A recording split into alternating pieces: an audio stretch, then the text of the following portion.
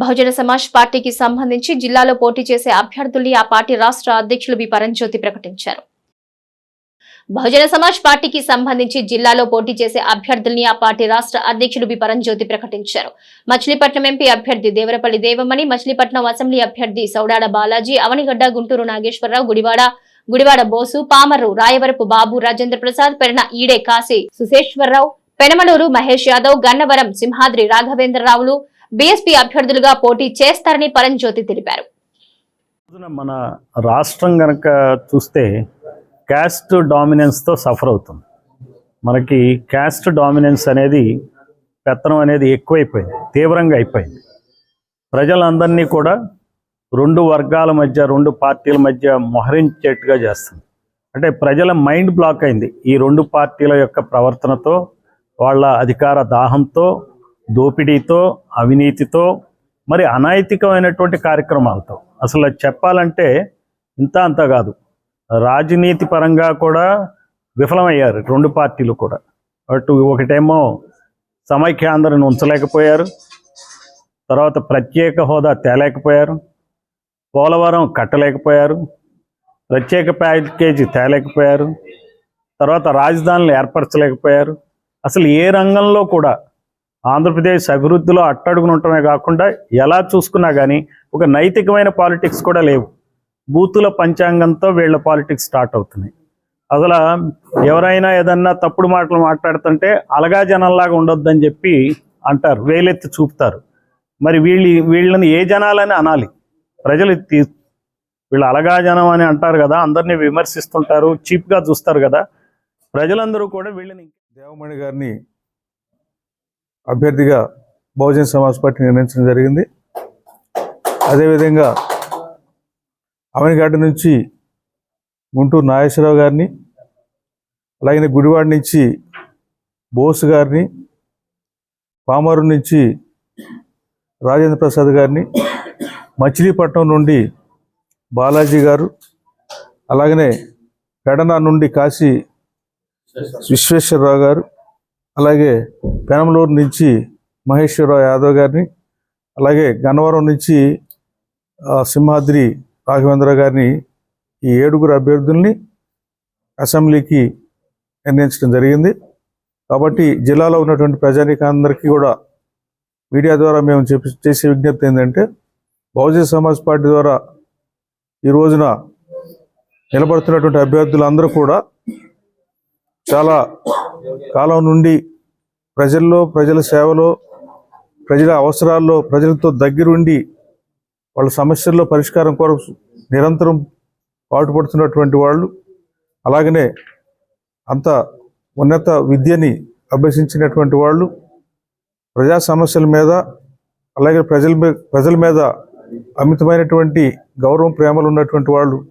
మరి వీళ్ళు రాబోయేటువంటి ఎన్నికలు సమాజ్ పార్టీ ఏర్పడి బహుజన్ సమాజ్ పార్టీ యొక్క ముఖ్య ఉద్దేశం కుల మత విభేదాలకు తావు లేకుండా అందరూ కలిసికట్టుగా ఉండి ఏకతాటిపై నడిచి మన రాజ్యాంగం ఏర్పరచుకుని మనల్ని మనమే పరిపాలించుకోవాలి అనే సిద్ధాంతంతో ఏర్పడిన పార్టీ ఇది. 85% బహుజనులు ఉన్నప్పటికీ అనేక కులాలుగా, ఉపకులాలుగా విడిపోయి ఉంది. వీటిని ఏకం చేసి మనమందరం రాజ్యాధికారం సంపాదించాలి అనే ఉద్దేశంతో స్థాపించబడిన పార్టీ 40 సంవత్సరాలు అయినప్పటికీ మనం ఇంకా ఎందుకు ఓటర్లని చైతన్యం చేసుకోలేకపోయాం అనేది ఒక ప్రశ్నార్థకంగానే మిగిలిపోయింది.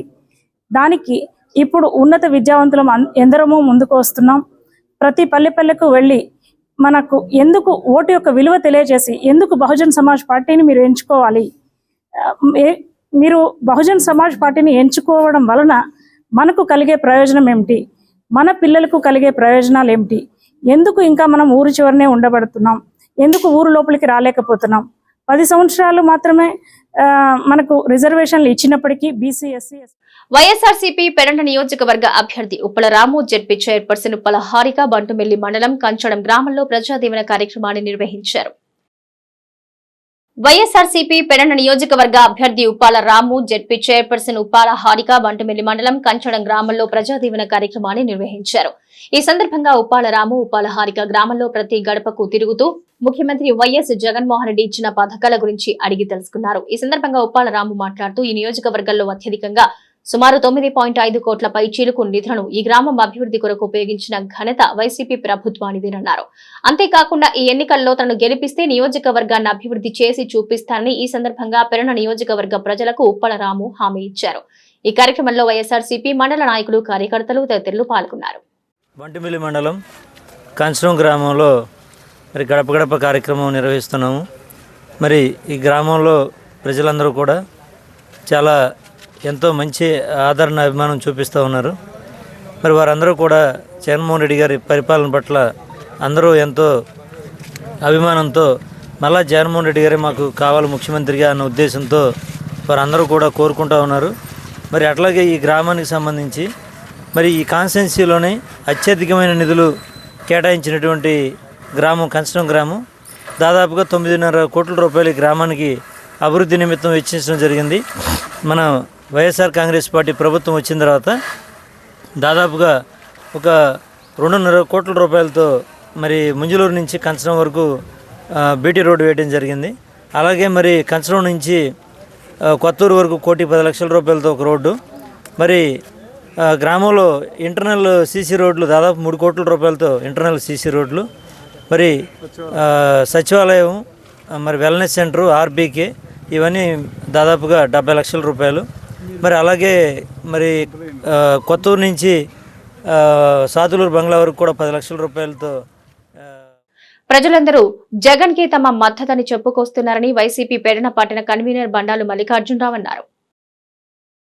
ఎక్కడికి వెళ్లినా ప్రజలందరూ జగన్ కే తమ మద్దతుని చెప్పుకొస్తున్నారని వైసీపీ పెడన కన్వీనర్ బండారు మల్లికార్జునరావు అన్నారు.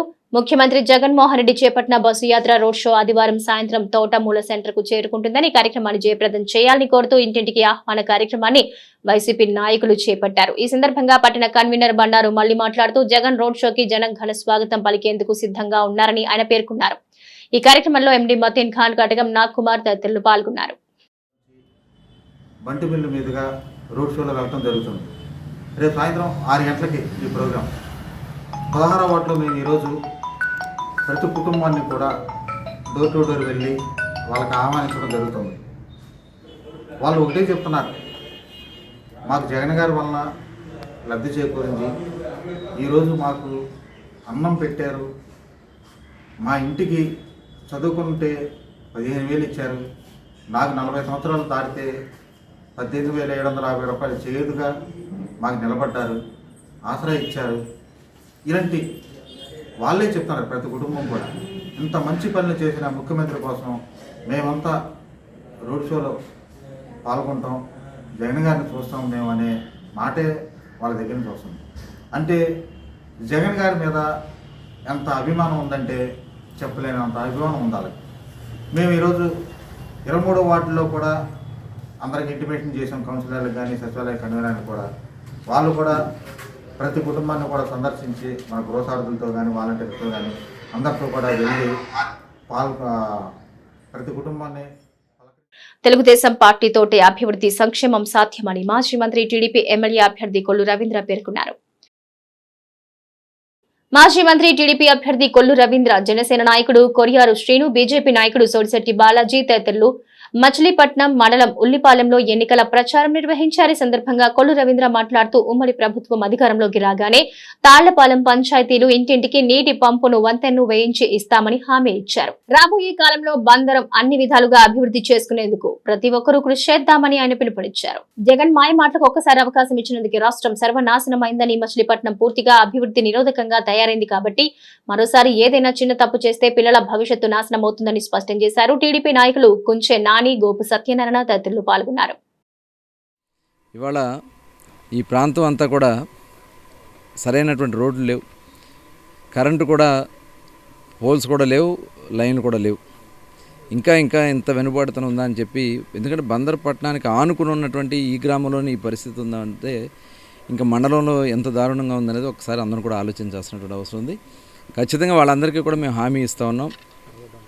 రాబోయే 6 నెలల నుంచి సంవత్సరం లోపే ప్రతి గ్రామంలో కూడా స్వచ్ఛమైనటువంటి మంచినీరు ఇవ్వడానికి ఇవాళ కేంద్ర ప్రభుత్వం జల మిషన్ కానీ అలాగే రాష్ట్ర ప్రభుత్వం నుంచి చంద్రబాబు నాయుడు గారు ఇచ్చినటువంటి ఇంటింటికి కుళాయి కార్యక్రమాన్ని కానీ తప్పకుండా ఈ రెండు ఇంటిగ్రేట్ చేసి రేపు రాబోయే కాలంలో ప్రతి ఇంటికి స్వచ్ఛమైనటువంటి మంచినీరు అందించే విధంగా చేసే కార్యక్రమం. ఎందుకంటే ఆడబిడ్డలు వాళ్ళకి ఏ పథకాలు అడగట్లే, మాకు ఏ పథకాలు అవసరం లేదు, మాకేం అక్కర్లో ఒక్క నీళ్ళు ఇస్తే చాలని చెప్పి వాళ్ళు మాట్లాడుతూ ఉంటే వాళ్ళు ఎంత బాధపడుతున్నారు, ఎంత వేదన పడుతున్నారో కనపడుతుంది.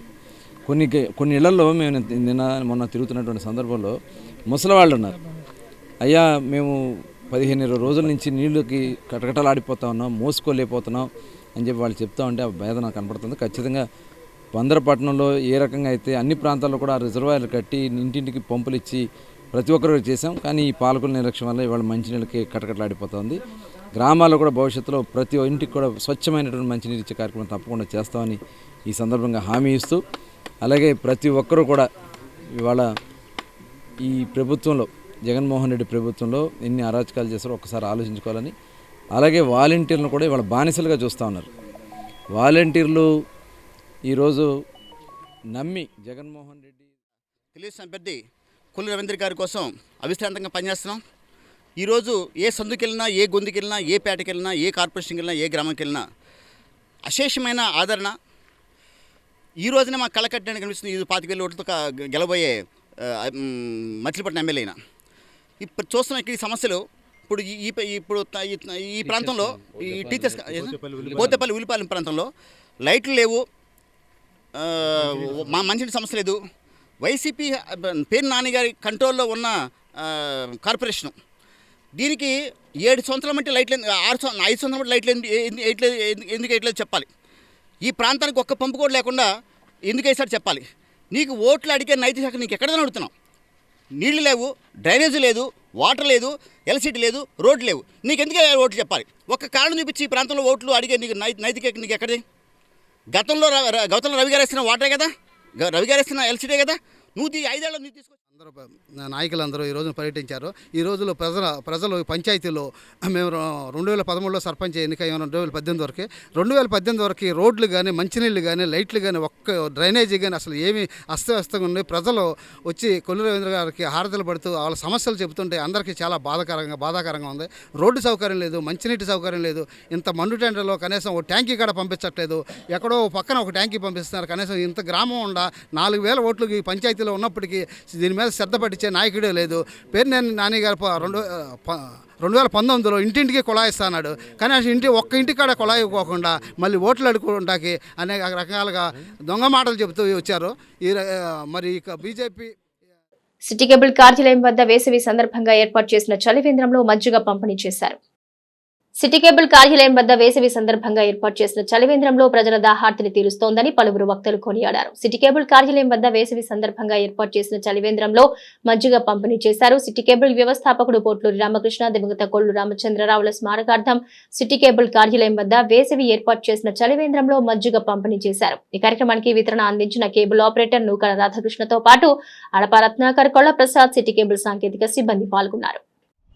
పొట్లూరు రామకృష్ణ గారు, రామచంద్ర గారు జరుపుతున్నాం. మామూలుగా ఇక్కడ వేసవికాలం చలివేంద్రం పెట్టి గత వేసవికాలం మొదలైన కాడి నుంచి అందరూ ఇక్కడ వాళ్ళందరూ కలిపి చేశారు. ఎండీ గారు కలిపి పెట్టారు, సిటీ కేబుల్ స్టాఫ్ అంతా కలిపి.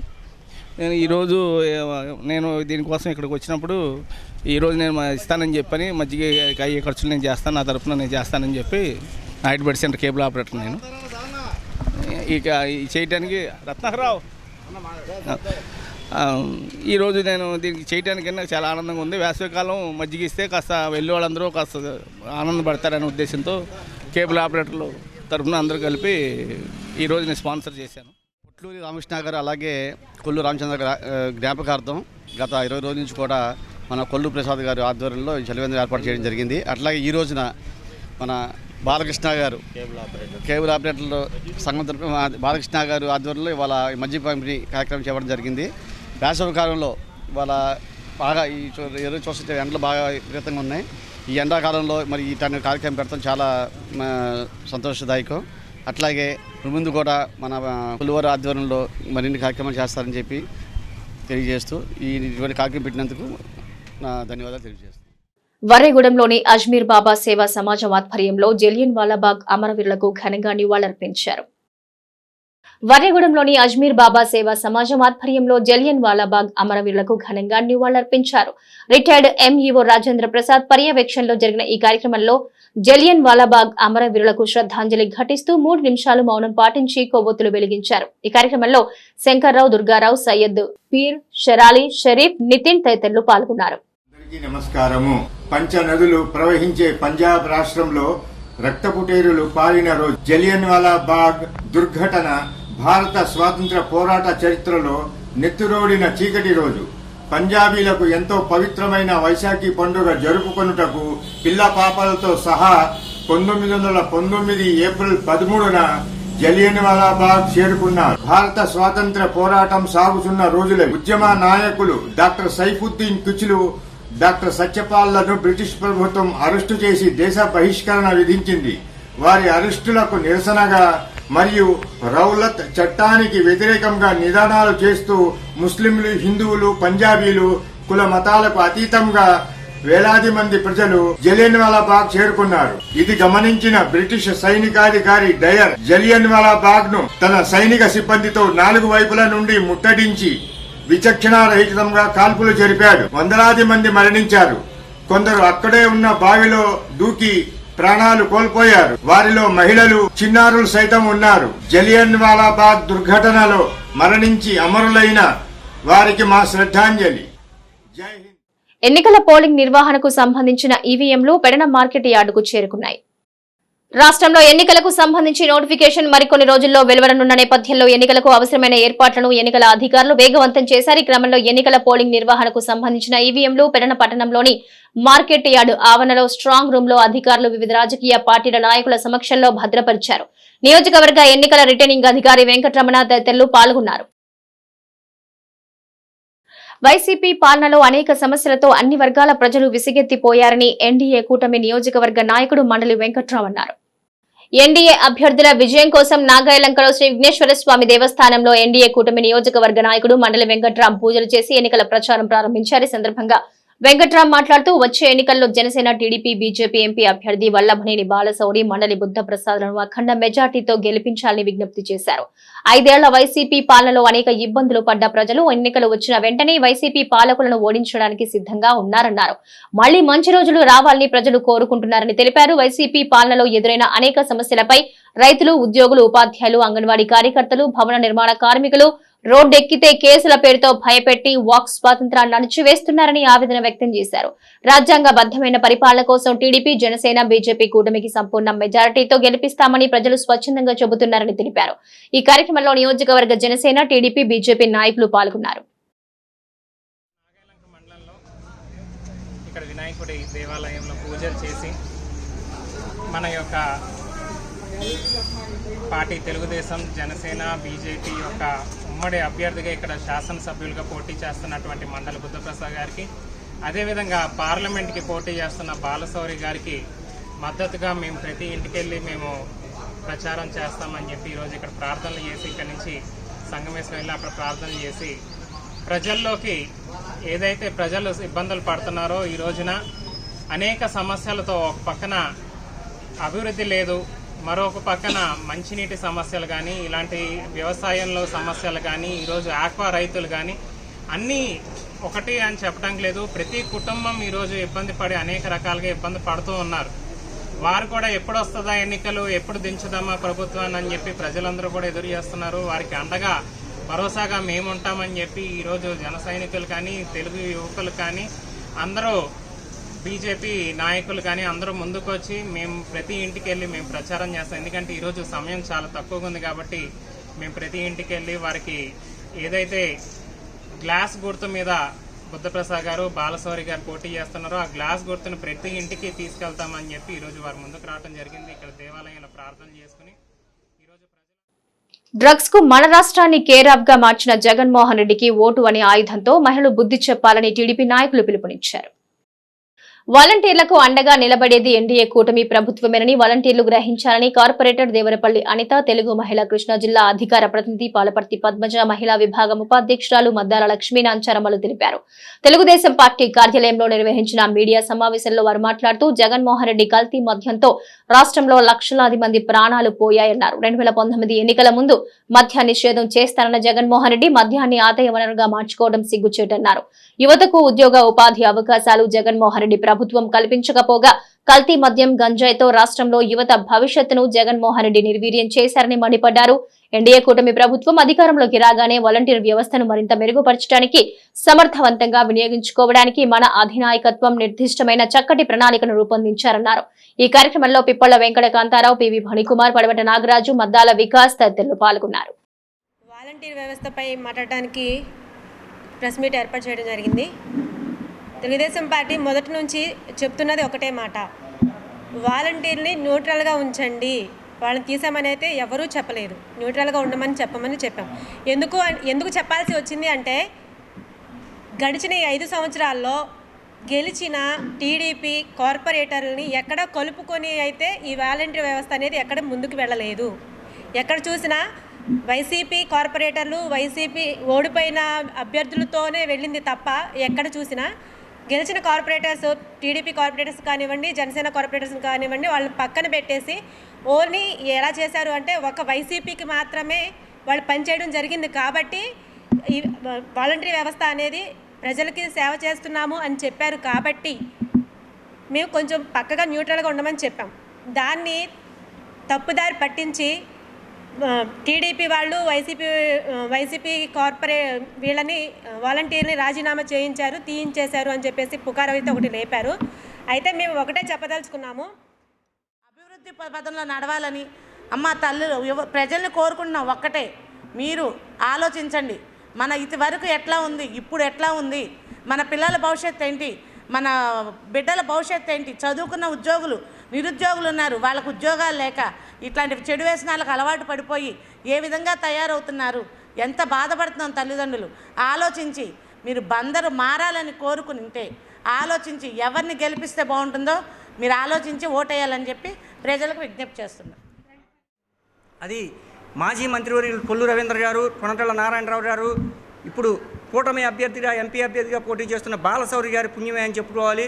ముఖ్యంగా మచిలీపట్నం నడిబొడ్డులో కోట్లాది రూపాయల ఆస్తి ఖరీదు చేసే ఆస్తిని ఎలా కబ్జా చేశారో వైసీపీ పాలకులు ప్రజలందరూ కూడా గమనించాలి. ఇవాళ మచిలీపట్నం పోర్టు పనులు జరుగుతున్న, మెడికల్ కాలేజీ పనులు జరుగుతున్న, national highway road Machilipatnam Vijayawada, అలాగే రైల్వే డబల్ లైన్ నిర్మాణం, ఇవాళ ఇలాంటి మంచి కార్యక్రమాలన్నీ కూడా జరిగినా కూడా మరి తెలుగుదేశం ఎన్డీఏ కూటమి అభ్యర్థుల సహాయ సహకారాలతోనే జరుగుతున్నాయి. ముఖ్యంగా మచిలీపట్నం ప్రజలందరూ కూడా ఒకటి ఆలోచించాలి, అభివృద్ధి సంక్షేమం అనేది ఎవరి ద్వారా జరుగుతుంది. ఇవాళ ఎన్నో రకాలైన ఇబ్బందులకు గురి చేసి ప్రజలందరినీ కూడా ఇవాళ పన్నులు ఏ రకంగా పెరిగిపోయినాయో ప్రజలందరూ కూడా ఆలోచించాలి. ఇవాళ నిత్యావసర సరుకుల ధరలు మనకి ₹1 ఇచ్చి ₹100 మన దగ్గర నుంచి దోచేస్తున్నాడు. కరెంటు బిల్లులు, ఆర్టీసీ ఛార్జీలు, ఇలా అనేక రకాలైన చెత్త పన్ను ఏ రాష్ట్రంలోనూ లేని విధంగా దేశంలో